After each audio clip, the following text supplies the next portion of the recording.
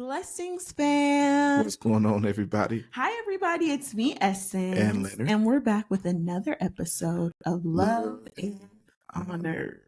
I am so happy that y'all have joined us on today. Let me put my phone on airplane mode. Yeah, because it was vibrating just now. I know, that's what caught my attention. Get it together. So how are you guys doing? I hope well. Leonard, how you doing, boo? I'm all right. Okay, just all right. How you doing? I'm well. Yeah? Thank just you. well? Yes. Mm-hmm. I'm doing exceptionally well. Ooh. An amazing day at church today. That word that came through was fire. Fire. Yes. And God had his way. And I always love when God has his way. So we were not here. We didn't release an episode last week because Leonard was under the weather. Thank the Lord that my husband man is feeling better. Yes, feeling better. Almost 100%. Praise God. Almost? Yeah. Really? What's wrong? A little lingering cough and sneeze type of stuff. Yeah, it was bad. Yeah, it was bad. Yeah. So I'm glad he's better because he had to sleep in another room. On the couch, actually. Yeah, that's where he chose to sleep. Yeah. So, but nobody else got sick. Praise the Lord. For our families. Praise the Lord. I appreciate it because we didn't get sick, and I bless the Lord. I give him glory, honor, and praise. Lord, you are worthy, because in December, when the family got sick, it was rolling. Like, people got sick more than once. It was like over 4 to 6 weeks of sickness. And I am thanking the Lord that was not a repeat. God is amazing. Yeah. But yeah, so we are so happy to be back with y'all. And what are we talking about today, boo? Today, we are talking about these kids we're raising. These kids we are raising. Mm-hmm. I am so blessed to have my babies. They're lovely. Don't you agree? I am blessed to have them. They are absolutely amazing. And raising them is not easy. Mm-hmm. I think raising children is a blessing of the Lord, but blessings definitely take work. And I think that's a topic for another episode. But these kids that the Lord has given us, yes, they are blessings, but they're also entertaining. They are that. Like, they're entertaining. Especially our kids. Our kids are funny. I'm sure a lot of people's kids are funny. Okay. So first of all, you're funny to an extent. Like, you're funny, right? I think you're very funny. Thank you. And these kids are silly, like Leonard. But we're both silly, right? Yeah. Like, we're silly. Like, I'm not going to act like I'm not. Thank you. And it is a reflection in our children. The way that they act, the way that they behave, not just silly. I notice things about myself, like maybe I need to speak a little softer to my children because they're very direct. And I know that I'm very direct. You're not that direct like I am. Yeah, I love that for them. I do, though. Yeah, me too. However, I try to tailor it like, okay, I get it, but you don't say it like that. And I'm like, that's how they hear me. So maybe I do say it. Maybe you do say it like that. But respectful. I feel that I'm respectful, though. I'm not saying about you. Oh, but I was talking about me. And then you were like, but you got to be respectful. And I'm like, wait a minute. Hold up. Right direct but respectful. Yeah, direct but respectful. And so I know that they're not going to get it done perfect. First of all, we don't get everything right. There's a lot we get wrong, like a lot of the times. Like, that's how we learn, right? Trial and error. We grow up. We've been in the stage that they're in right now already. And I think that when I hear certain things, I'm like, oh my goodness, my child is a little reflection of me and you, because I be seeing stuff that like Leonard does. I remember Hunter would like make these faces and I'll be like, you are too yeah, you don't anymore. And I'm like, you are too pretty to be making these faces. Like, where do they come from? And then Leonard did it one day and I was like, oh, that is where she's learning this. That's my girl. Children are sponges and they are ready to pick up they're like absorb everything. They absorb it all. So you have to be very careful. And I know we talked about it before about how like we are so intentional with how we're raising our kids, and then we send them off into this world, like to school or daycare or whatever, where we're sending them. And then they come back with these habits. And I'm like, so what we've done is we have to teach them, okay, we can't shelter them from things because then they'll get in this world and be so curious about it and want to try everything. So more so it's like, okay, when there's certain things, like say it's a show we're watching, we don't watch craziness. However, like say they say like a bad word or anything that we don't say in our home, our son, especially because of daycare, when he was in daycare, will be like, he knows what's bad word because of what he's learned at daycare. And so Leonard had started telling him, like, Yes, that is a bad word. Good job recognizing that's a bad word, but we don't say that because in this world, when you're operating out there, right, there's going to be a lot of things that you hear and you experience, but you don't participate in. Yeah. And I think it's very important. But that's not really what we're talking about today. What we're talking about is these kids that and some of the things that we've been experiencing with these children. I think that before you have kids, you don't realize the things that you experience when you have them. Yeah, because before you have kids, you're not really around kids. Some people are. Listen, but we were around kids, but I still like feel, not all the time. Yeah, everywhere I go. Yeah, like they're always with us. Yeah. And so that can be so close too. Oh, they like to be like this. Yeah. And you're like, can I have space? Can you get off of me? I start off with I love you. I'd be like, I love you so much. Can you get off of me, please? Mm-hmm. And it's okay. They need to know I'm their mom. They like, I don't believe that they're surprised by me. Mm-hmm. God knew what he was doing when he gave my children to me and Leonard. Like he knew what he was doing. He's God, right? And he knew what our kids needed and what they could tolerate. And it's probably because of us too. But like, Honor wants his personal space when he wants it, and he wants to be on you when he wants to. Yeah.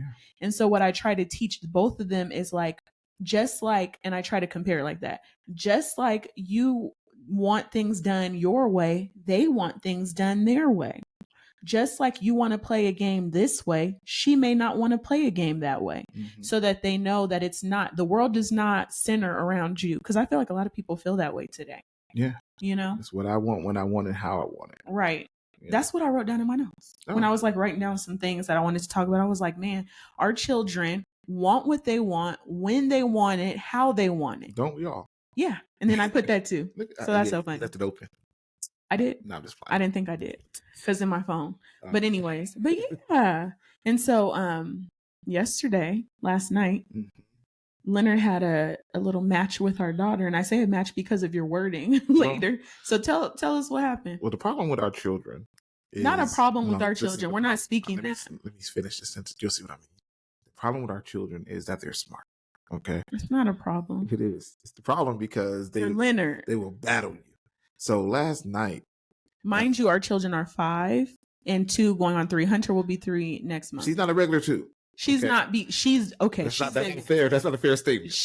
You're right. She's not like you could tell she'd be kicking it with older kids. If you're around Hunter, you can think she's 4. You would think she's older. Yeah. She hangs with the best of them. Yeah. So anyway, Essence had cooked dinner and Hunter didn't want pasta. Yeah. The pasta that Essence had prepared. But I was like, nah, you go eat this pasta. And then Honor liked the pasta. Honor, as a matter of fact, Honor had seconds. And then he tried to eat Hunter's pasta. Wait, Honor had seconds. Did he eat some of yours too? Yeah, well, mine was his seconds. Yeah. Okay. And then he was playing Hunter's room, and I see him chewing. He was sneaking Hunter's pasta. So I told him, I said, hey, you can't eat her pasta. I said, Hunter, you got to eat this pasta because you're going to be hungry when you go to bed. Next thing I know, I'm downstairs. Honor to finish up the pasta. There was some pieces left in the bowl because he showed me. He came up and was like, here comes Hunter. I'm hungry. That's what she does. I was telling them, I said, let's impersonate each other. And they were like, what? And I was like, let's pretend we're each other. I said, I'll go first. I was like, who am I? And I was doing that. I was like, I'm hungry. And she was like, I was like, I'm Hunter. And they just did not get it. Yeah. Now they get it. Yeah, well, because she does. That's what she does every night. So what she wanted was Honor to eat her food so she can get the toast. She wanted garlic toast. Mm-hmm. That's it. And she won because I couldn't let the baby go to sleep hungry. Wait, listen. Okay. What? Oh, how we, tighten up what we're talking about. Are we talking about these kids or? Listen. Oh, so okay. Leonard must have had some kind of conversation with our 2-year-old. Who acts older than 2. Okay. Like Leonard says, she's not a normal 2. He had some kind of conversation, was like, you gonna eat the pasta. Mm-hmm. And he told Honor, our 5-year-old son, don't eat her food. But our kids have this wonderful bond where they're truly brother and sister because they truly fight, but then they be having each other's back and they be trying to, be an advocate for the other one. But whatever happened, Honor was eating. Hunter gave him her pasta and Honor obliged her. And then she comes out talking about she's hungry. And I'm like, she comes to who? Me. Because I'm upstairs. Because she knew. You were downstairs. Yeah, that's part of it. But she knew. She knew where the food Leonard didn't communicate this with me, right? And so she comes in here. I was like, go ask your dad because he's downstairs. Like there, I was like, wait, go eat your pasta. And she was like, oh, and she brought it in there. Fun fact, you don't know this, but before she went to you, she came to me and I told her no. Ooh. So anyway, I didn't know that. She's too smart. She is. And so I was like, Leonard, Hunter's hungry. Honor ate most of her pasta. Give her something to eat. Leonard yelling back upstairs to me talking about, I told her not to let Honor eat her pasta. And I was like, but she's hungry. And Honor was like, but then she wins. And I was like, Honor said that? Leonard said that. And I was like, our 2-year-old wins? Like, this is a competition? I was like, she's hungry. It is to her. Like, I hear the game and she played it well. Okay. I said, well, then, so Hunter came in the room talking about she's still hungry, right? After you were going to get her something. And I was like, that's between you and your dad. You don't have to go down there and ask him. And then you came up with the toast. And when he came up in the room, he was like, and she was over there like, oh, toast. She knew the toast was coming. I was like, toast. I'm eating my food, toast. And she kept doing it. And Leonard just retreated. And I was like, And then she tried to come and get some candy. Oh, no, you can't have no candy. We said no to that. Like, please, But yeah, like, but these kids, you got to watch them because they'll play you against each other. Yeah, they will. Like, you can't let it happen. That's why it's important to communicate with your spouse, because if you would have told me, I could have been on your same team. Team. It's a game. I don't think so, because like when he said it, it hit me real hard. I was like, she's not even 3. It don't matter how old she is. I mean, I understand that's how you teach, that's how you impose a lesson. If you're like, fine, you won't have any food, but you didn't even communicate that with me until after the fact, where I'm like, Leonard, can you get her something to eat and stuff? This wasn't about you. This was about her. Okay. She had an idea in her head and she carried it out, which I'm proud of, by the way. But that she made it happen. She made it happen. She knew what she wanted and she knew how to get it. And that's one of the things I feel like with the kids is that we push them verbalizing what they want, because Hunter likes to cry. She acts like the baby of the family. And she is. And I don't feed into that usually. You think I do? No, I do sometimes. I really don't, because Honor and Hunter they're really in their roles as older and baby sibling. And I was the oldest sibling, and I knew how it was where the younger sibling will be just messing with you, but then you get in trouble because you're older. So I'm very intentional about, Leonard was the youngest, and I'm very intentional about making sure that they're treated well. Like, they're both treated equally, but Honor still knows, like, you're the older brother. So you need to make sure that she's your responsibility when you're out. But I even tell Hunter the same thing about her brother. Like, you guys don't, if someone's being mean, if it's a friend or someone you call a friend and they're being mean, you say, don't be mean to my brother, or don't be mean to my sister. Like, you look out for each other. Like, I still teach them those things. But when it comes to, because they're the youngest, I don't do that at all. Like, oh, because she's crying, give her way. Like, I don't like that, because I feel like it enforces her getting whatever she wants because she's whining or crying. So that's why I'm intentional about not doing that. And so when they're doing that, I'm like, I don't understand what you're saying with your, like, it's okay to cry and have emotion, but you need to communicate to me what you want me to do for you, or what you need. Like, let me know. I'm not saying like if they're hurt or something's wrong like that, but I mean, like, if they can, or if they're just upset, like, I'm like, you need to breathe, take deep breaths. Sometimes she does it, sometimes she doesn't. Sometimes he does it, sometimes he doesn't. But that's what we work on. Yeah. So you feed into this baby sibling thing? She's the baby.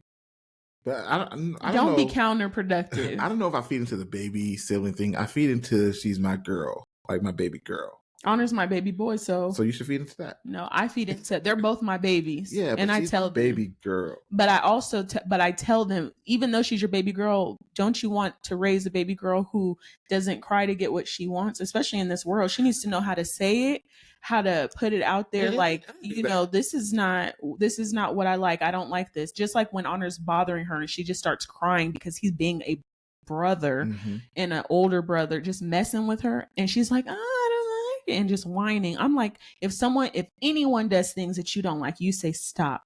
I don't like that. Well, it's twofold for me. Yes, I do think she needs to verbalize herself, and I do make an effort to make that happen, but also try to give her what she wants.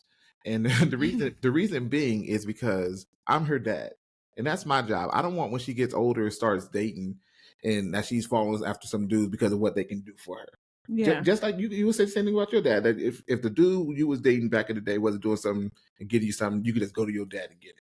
Yeah, but because I was very independent, I didn't need to do those things. Yeah, but you had that to lean back on if I you didn't needed. need to lean on a guy for anything because I knew like I don't need you for anything. Yeah. Yeah. And I want her to know that. And I wonder Yeah. if she need any guy, it's me. But I didn't get that way by being baby. You don't know. I know.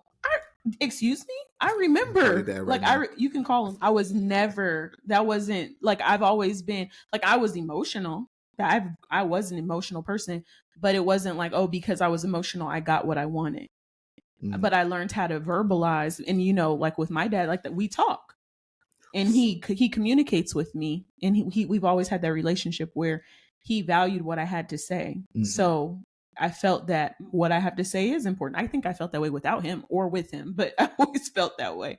But I want my children to feel that way too. And I think that sometimes, like, we as parents, we get busy and we let our baby sibling, we let the baby sibling get away with more. But I don't want to do them a disservice. Because there's things that, like, I love Honor's independence, and I love, but he's not super independent, but there's things, because he's a child, of course, but he likes to be honest and stuff, but he also likes to have time to himself, and he's smart, and we've invested that. I don't want it to come to the baby and now it's like, oh baby, you're the last one, so now I'm not investing this time and energy, and then then they get older, and you know what I mean? Like, I want her to be able to do things for herself and be able to take care of herself and be able to, not to discredit any other relationships, or that, she shouldn't submit or none of that. I'm not saying anything like that. It's not the conversation. But I'm like, I want to teach her those things too. But what I'm saying is, at times, what I notice with some folk, not everybody, is with the oldest child, they invest more because it's the first child. So then by the time they have the last one, they get away with all kinds of stuff. And then they grow up and they have, no offense to you, because I don't know, like, I don't think that's you, but, like a baby mentality. I don't think you have that, but where they always have to be, or they say whatever they want to do. Like, I want to put in the same effort. That's all I'm saying with each child. So that they're, yeah. But has there ever been a time where you felt like Honor won, Dada 0? Yeah, always. They both beat me.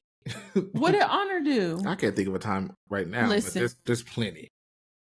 Honor, he be trying to do stuff, and I'd be like, did you do this?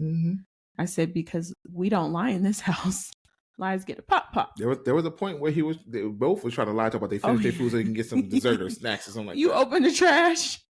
I've opened the trash before, and I'll be like, your food's right here. You said you finished it. And so we had to teach, no, you're not lying. And they don't do that no more. They don't. They're honest. They'll be like, their voice will change, but they tell you the truth. Yep. And they have the look, like the guilty look.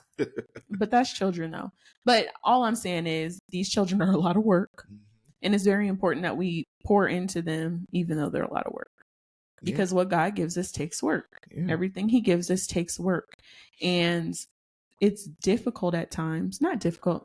It's a challenge. It's not easy. It's not like you're just taking care of yourself. These kids have their own personalities. They have their own mannerisms, the things that they want.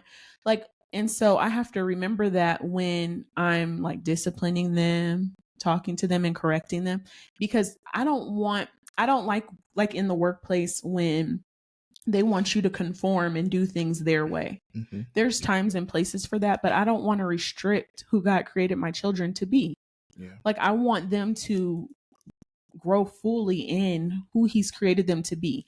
And like, if he's given them the audacity to speak up in the boldness, that's a gift. It is a gift. And I don't want to tear that down, Yeah. But Honor and Hunter, I'm so curious to see what God's doing in their lives. Like, they cool. But then I also be like, wow, they're interesting. Will that go over well in school? Because, kids can be mean. I'm like, I don't want to make my children different, but I do, because this world's a hot mess at times. But I mean, the word tells us we're a peculiar people. That's what it says. So it is what it is. But my prayer is, and what I constantly am like asking God, is that they'll be so confident in who God's created them to be, that when the world tells them something contrary, that they reject it. Yeah. you know, and I want them to be confident in who God created them to be, and that they know that they are enough. They are made whole. They're made in the image of God. So I tell them these things, like, but I pray for them, and I pray that over their lives, because I don't want them to be different, because Christ followers, I believe, are different. If you're authentic Christ follower, to be different and then have an issue with, and then want to change who they are because the world doesn't align. I don't want them to be influenced by the world. I want the world to be influenced by them. Yeah. And that starts with really building them up to have confidence in who they are. Mm-hmm. So that way, when they go out into this world, you know, they're confident in who they are, right? And that's contagious. So they can just go out there and be who God had called them to be. But you have to start young, I think. Well, if you haven't started and you're going to start, I think it just start, regardless. Just start and start pouring into them and tell them, you know, now I don't think it's a good idea, in my opinion, to be unrealistic with things where they're the best of everybody and you are the only one that matters and you are I don't want them to ever think that the world revolves around them, because that's not biblical. That's, to me, worldly, right? But I want them to know, like, you matter to us. You're so important. You are very important to God. You are loved. You know, I don't ever want them to have to feel that they're not loved or that they don't matter or they're not important or anything, because you are, because God created you. So I try to, like, give them things in the word that enforce that, but I want to do a better job with being consistent in teaching them. So I want to start having lessons while I'm at home with the kids. I want to start doing lessons that, you know, about what the word says, just so that they can really have that foundation laid, like a stronger foundation, you know? So yeah. Yeah. So you have nothing about the children. I feel like I've talked most of this podcast per usual. It's not true. I've been talking to. No, you did talk. You did talk, but I mean you the most per usual. You're a man of many words. I'm being sarcastic. And I'm glad you're feeling better.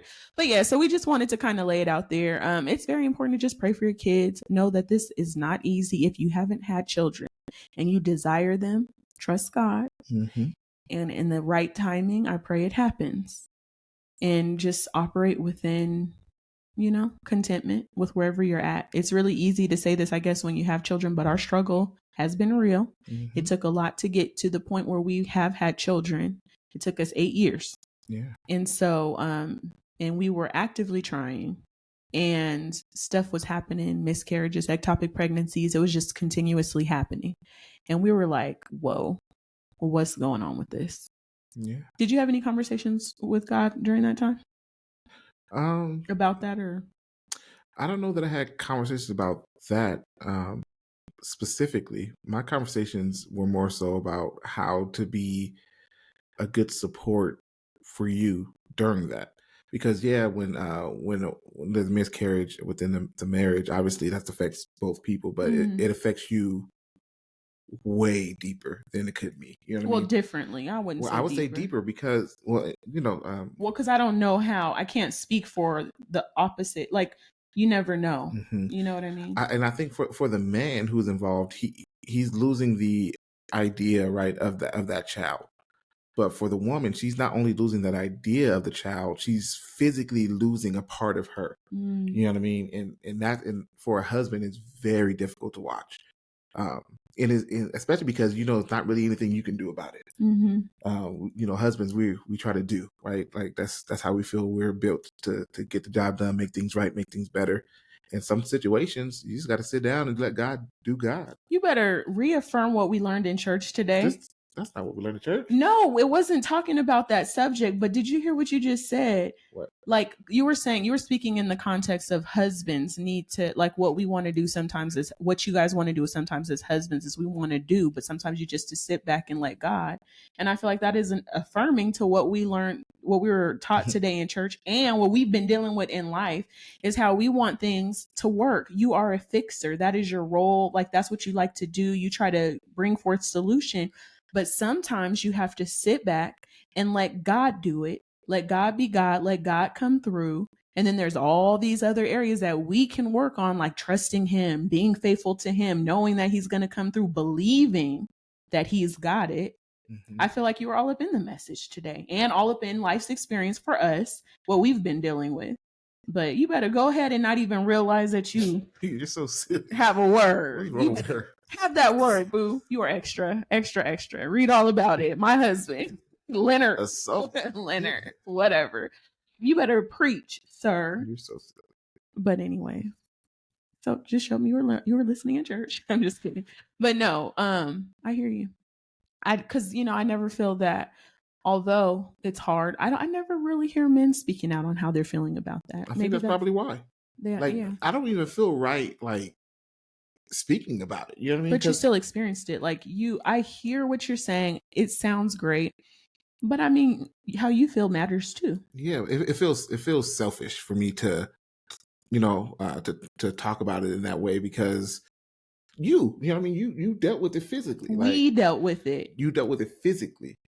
But I'm your wife, and think about me dealing with something physically means we. I understand, you didn't give birth to my children the way that I gave birth to them. Yeah, ours. The way that I gave birth to them, I get it. Yeah. So I understand what you're saying. However, we still experience it, and your feelings in that are valid and they matter. You know what I mean? Because the husband has to deal with his feelings as well. The husband has to go through this situation as well. The husband has to see his wife experiencing these things and know that he's helpless in the situation as well. And that's heavy on any individual. And what sometimes people do in general is they'll hold it in and not speak on it. And then those things can become toxic within you, because now you have these undealt with, this heaviness, this, worry, doubt, fear. Some people would be like, we don't want to try again. All kinds of things. Yeah, that's a part of it. But then you want to be support, and you want to be there for them. But you know what I mean? You got feelings too. Yeah. God created you too. The two are one flesh. When I feel it, you feel it, and vice versa. I don't want you to ever go through hardship and hurt and pain and all that other kind of stuff either. And so I commend and appreciate you feeling that you need to be the strong one. But at the same time, I want to acknowledge that just as the experience was real and hurtful, painful, all that I experienced, I wasn't experiencing it alone. Yeah. You were right there. That last time I couldn't even speak. I called Mom when we were in the hospital. And time when I was at the very last time with the there was more. No, I had another. Oh, you mean the last ectopic? Because I had a miscarriage after that too. But that one. I called Mom, tried to tell her I could even get words out of my mouth. I had to give Trey the phone. Oh, when I was in the hospital about to die? Yeah, that time. Oh yeah. It was a lot. You didn't have words. You just kept and people just kept calling you. Come out. Remember, just random people were calling you too. Yeah. But just to shoot the breeze, not even to, God knew. Yeah, some of the people I ain't heard from since. Well, God knew what you needed in that moment. Yeah.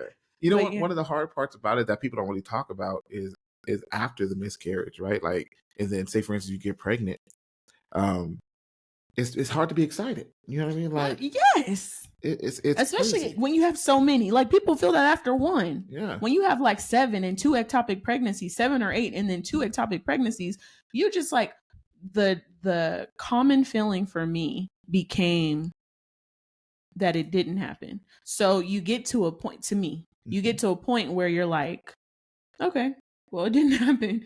I know it's sad to say, but you want it so bad, and you've been dealing with wanting it for so long, so bad, that you get to a point where you're like, okay, well, this is what's been happening. So it's not out of the normal that it happened this way. It becomes your normal. It's almost sad to say, it's almost expected in a sense. It is expected, because that's all you know. When it comes to turning. And then you have to make sure that you remain prayerful so that you can enjoy the experience. Yeah. Because your mind can go to places where, what if it happens again? The enemy can pour into that. It's very difficult. And that's a daily thing, because there were times when you were pregnant with Hunter where there was excitement, but then the excitement can't get too excited, right? Because you just never know. What if? You know what I mean? After a certain point, I was like, you know what? But even when I got pregnant with with Honor. Because when I got pregnant with Hunter, I was like, this is going to work in the name of Jesus. I believed it. I was just because I don't even want to be pregnant no more. So this is the Lord. I believed that he was, this was our last child when I was pregnant with Hunter. But right before I was pregnant with Honor, I had a miscarriage. And I was so bothered because I believed during the miscarriage that God had said to me, within me, I felt drop in my spirit, No more pregnancy. No, wait. Be fruitful and multiply. No more ectopic pregnancies. No more miscarriages. Be fruitful and multiply. That's what I believe God dropped in my spirit as I was miscarrying. So the way that my faith is set up, I was like, well, then this is not a miscarriage. I'm just bleeding. Like, that's what was within me. But then when I had a complete miscarriage, I was like, I thought it wasn't even that. I was so hurt that I had the miscarriage because that was our norm. It came to a place where I was like, I missed it. I thought I heard God. That's what hurt me the most in that one. That was the very last one we had. I felt like, Lord, I thought I heard you. And clearly I didn't. Like I thought I heard you speak to me and I didn't hear you. And then, we talked to people. We heard somebody prophesied and was like, no, I see you with 2 children that are close in age. One's a boy and one's a girl. I don't know if they're twins or if they're close in age, but I see you with 2. Somebody said that to me. And then someone else said, you heard God. It's still happening. And I was just like, okay, well, God's done so much so far, why not trust him? And then he came through. Like the very next pregnancy, it never happened again. But it took 8 years, and that's a long time. There's people who've had way more miscarriages. There's people who have not had children, but I speak life to any womb that's been deemed barren because God is able. I speak life to any diagnosis that's saying you will never have kids because the person whose diagnosis we will believe is the Lord's. Yes. And most of the people in the Bible that were deemed barren end up having kids. So is barren temporary? Listen, you're only barren until you have a kid. Thank you. Everybody's barren until they can have a child. You know what I'm saying? Yeah. But God is the final say. So it doesn't. So clearly, I don't know who needed to hear this because this episode took a turn. Yeah. I mean, listen. Maybe we'll call it take a turn. It took a turn. Listen to this. It took a turn. You were told that you will be able to have a kid? Who said that? The doctor told you that when that fallopian tube got removed. Listen here. I wasn't hearing nothing he had to say because first of all, when I went in and he said that I wasn't pregnant and I was like, I know my body. I was pregnant. I know my body. Don't come in here. I wasn't rude ever. I'm not rude. I can be, but I'm not. But I was like, no. But when I came to him and told him before the surgery for the fallopian, before the surgery to remove the fibroids that I did not have, I did air quotes for people who are listening as they're streaming and not watching this live.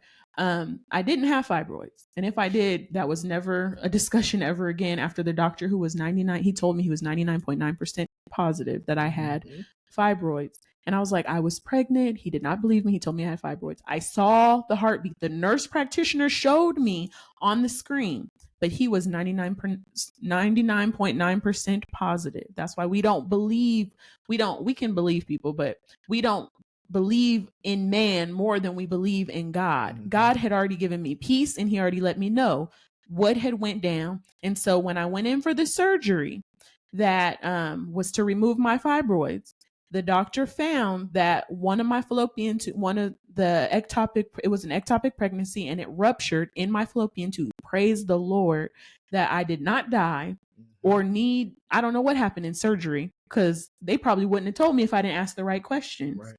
One of my friends was like, tell them to take a picture. I was like, what? She was like, tell them to take a picture. And so they did. So they had to give me the pictures that I had requested. And they're like, it was an ectopic pregnancy. And I was like, I already knew I was pregnant. I told the doctor and he didn't believe me, but God had already, he gave me that peace. Yeah. And that kind of peace can only come from God.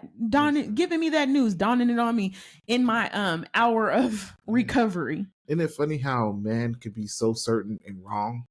But with God, when he said a word, that word is that word and accomplishes everything it's set out to do. That's why I had to repent because God speaks to me. And then I'll question and doubt it sometimes. And I had to repent and say, Lord, just because of life, life is life. And I'm like, wait a minute, Lord, I am so sorry. Like he just opened my eyes one day. And this was more even recent. Like I know I hear God, but then I always be over and analyzing and talking myself out of stuff. And recently I felt the need to repent. He revealed that I needed to because he speaks to me and then I start to question it. I start to wonder, did I really hear him when I know it was him? So what I've been practicing is making sure that when I know that God's speaking to me, and if I'm wrong, God knows my intentions. He knows that I'm trying to get it right and be pleasing to him in everything that I do. But I rather step out in faith, trusting him, believing that I heard him, than not step out because I'm over analyzing and questioning. And so it's important to know God so that you can recognize his voice. And it's important for us to trust that he's speaking. And when he speaks to us, that's what it is. Do not talk yourself out of what he tells you. Do not act like what he tells you is not important. And there's things that I still need to do. You know what I mean? Because God said it. And I just haven't moved with urgency in things that he's shown me or, told me to do, because sometimes it'll be like a small task. But I don't want to be overlooked or, like he's like, you know what? I don't want his anointing to ever depart from me because of disobedience, big or small. Yeah. So y'all better listen to the Lord. With God, there are no small tasks, right? Because there are no big tasks. It's God. Right? It's all the same to him. A task is a task. If you say do it, just do it. To us, it seems big or small. Yeah, to us. Yeah, but God is not us. Yeah, he's God. Mm-hmm. So yeah, he's God. All right. Well, I don't know what this episode should be called. We'll come up with something, but I feel like, what a turn it took. Mm-hmm. So thanks for joining. You got anything to add, Boo? No. This has been another episode of Love and Honor. You guys stay blessed and have a wonderful week. Oh, like, share, subscribe, and comment. Hit the notification bell so you're made aware when we download or when we upload a new episode. Mm-hmm. But go ahead and share it. That's a wonderful way to show us some support, is to share this with some people. You can share it on your social media, whatever, wherever you share stuff, share it there. Okay. Well, you guys stay blessed. Thanks so much for tuning in, and we will see you next week. Peace.